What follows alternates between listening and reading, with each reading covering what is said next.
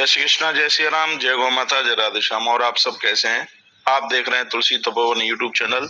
और इस वीडियो में हम चर्चा कर रहे हैं बीमारी के निदान और वास्तु के निदान के लिए बेल वृक्ष की कितनी बड़ी महिमा है। आइए बेल के पेड़ के बारे में हम चर्चा करते हैं, जिसको सुनकर के आनंद होगा और आप बहुत लाभ प्राप्त कर लेंगे। सबसे पहले हिंदी में इसको बेल कहते हैं, संस्कृत में बिल्व कहते हैं, बंगला में भी इसको बेल कहते हैं, मराठी में भी बेल कहते हैं, गुजराती में इसको बीली या बिलू कहते हैं, पंजाबी में इसको बेल या सीफल कहते हैं, फारसी में इसको वे हिंद कहते हैं, अरबी में इसको जफर जले हिंद कहते हैं, अंग्रेजी में इसको बंगाल किंग्स कहते हैं। तो यह तमाम नामों से यह जाना जाता है। आइए अब हम इसी की चर्चा कर लेते हैं। बिल्व के वृक्ष मध्यम आकार के होते हैं, संपूर्ण भारत में ये पाए जाते हैं, कहीं कहीं कटीले भी होते हैं। इनका तना काष्ठीय होता है, इनके कांटे 1 इंच तक लंबाई लिए होते हैं तथा ये काफी तीखे एवं कठोर होते हैं। पत्तियां प्राय 3-3 के समूह की होती हैं, जिसे 3 पत्तियों वाला बेल पत्र के नाम से जाना जाता है। इसके फल गेंद के समान गोल तथा कठोर आवरण वाले होते हैं। प्रारंभ में ये फल हरे, किंतु पकने पर पीले अथवा हल्के केसरिया वर्ण के दिखाई देते हैं। इस वृक्ष के पत्तों से भगवान शिव जी का पूजन एवं अभिषेक किया जाता है। बिल्व का वृक्ष भगवान महादेव को अत्यंत प्रिय है। इसमें विष हरण करने की अद्भुत क्षमता होती है। भगवान शंकर ने विस्वान किया तथा अपने तप बल से उसे अपने कंठ में ही रख लिया था, जिसके कारण से उनका कंठ नीला पड़ गया और नीलकंठ महादेव हुए। विष के स्तंभन से उत्पन्न गर्मी तथा विष के प्रभाव को कम करने हेतु ही उन पर बिल्व पत्र चढ़ाए जाते हैं। बिल्व फल को माता चामुंडा को अर्पित करने से भय दूर होकर सुरक्षा प्राप्त होती है। माता को पके हुए बिल्व नित्य अर्पण करने वाले पर किसी ही अन्य द्वारा की गई कोई भी तांत्रिक क्रिया का असर नहीं होता। ये बिल्व की महिमा है। बिल्व वृक्ष के पृथ्वी पर उत्पन्न होने के संबंध में हमारे प्राचीन ग्रंथों में कथा मिलती है। वो इस प्रकार से है कि एक बार माता लक्ष्मी को पृथ्वी पर विचरण करने का विचार आया। इस हेतु उन्होंने एक गाय का रूप धारण कर लिया था। गौ माता के रूप में घूमते हुए एक स्थान पर, जहाँ के पास ही शिव जी का स्थान था, उन्होंने गोबर कर दिया। इसी गोबर से एक वृक्ष की उत्पत्ति हुई, जो कि बिल्व नाम से प्रसिद्ध हुआ तथा भगवान शिव को अत्यंत प्रिय लगने वाला वृक्ष बना। बिना बिल्व वृक्ष के शिवालय अपूर्ण है। बिल्व की जन्मदात्री लक्ष्मी का एक नाम बिल्व पत्र का भी है, इसीलिए। आइए अब हम आपके सामने बिल्व के कुछ औषधीय महत्व को निवेदित करते हैं, जिसे सुनकर के बहुत बढ़िया लगेगा। बिल्व के कुछ प्रमुख औषधीय उपचार इस प्रकार से हैं, जिनका प्रयोग करके रोगों से बचा जा सकता है। यहाँ ऐसे ही कुछ विशिष्ट औषधीय उपचारों के बारे में बताया जा रहा है, सुनिए। यदि शरीर में से दुर्गंध आती है तो पत्तियों का रस कुछ दिनों तक अपने अगल बगल में लगाने से पसीने की दुर्गंध दूर हो जाती है। और अतिसार यदि किसी को यह बीमारी हुई है तो पके बेल के गूदे को सुखाकर उसका चूर्ण बना ले। कि चूर्ण की 1-1 चम्मच मात्रा सुबह और शाम लेने से अतिसार ठीक हो जाता है। प्रयोग 5 से 7 दिन तक करें।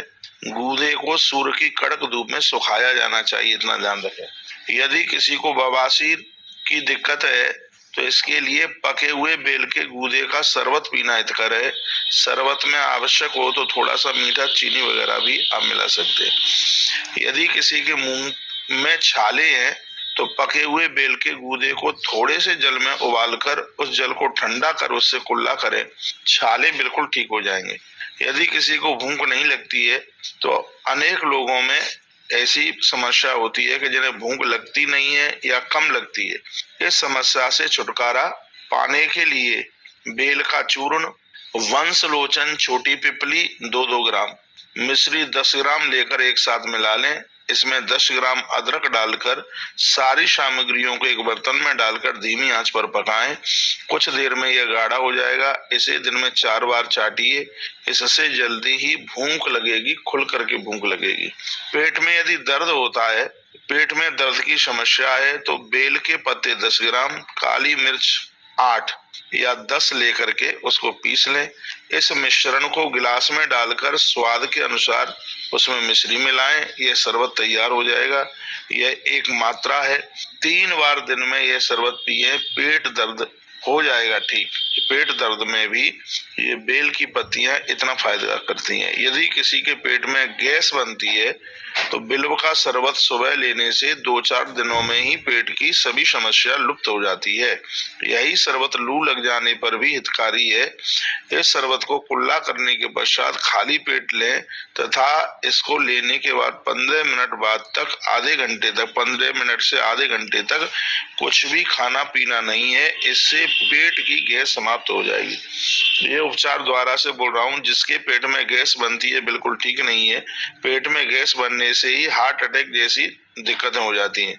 तो इसके लिए बड़ी सुंदर दवाई है। बिल्व का शरबत सुबह लेने से 2-4 दिनों में ही पेट की सभी समस्याएं, ये गैस की समस्या लुप्त हो जाती है।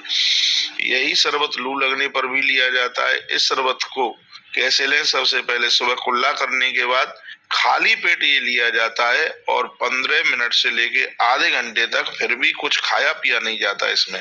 फिर देखिए पेट की समस्या, गैस समस्या का कैसे निदान होता है। यदि किसी को फोड़ा फुंसी हो रहे हैं तो बिल्व की ताजी पत्तियों को अच्छी तरह से उसको पीस लें।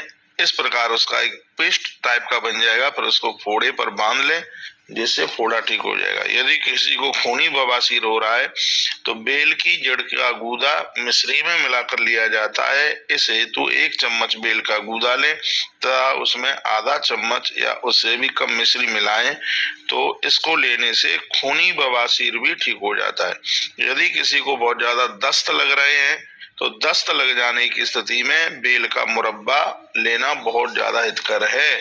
बच्चों के लिए ये मात्रा 15 ग्राम तथा बड़ों के लिए मात्रा 30 ग्राम तक होनी चाहिए मुरब्बा का।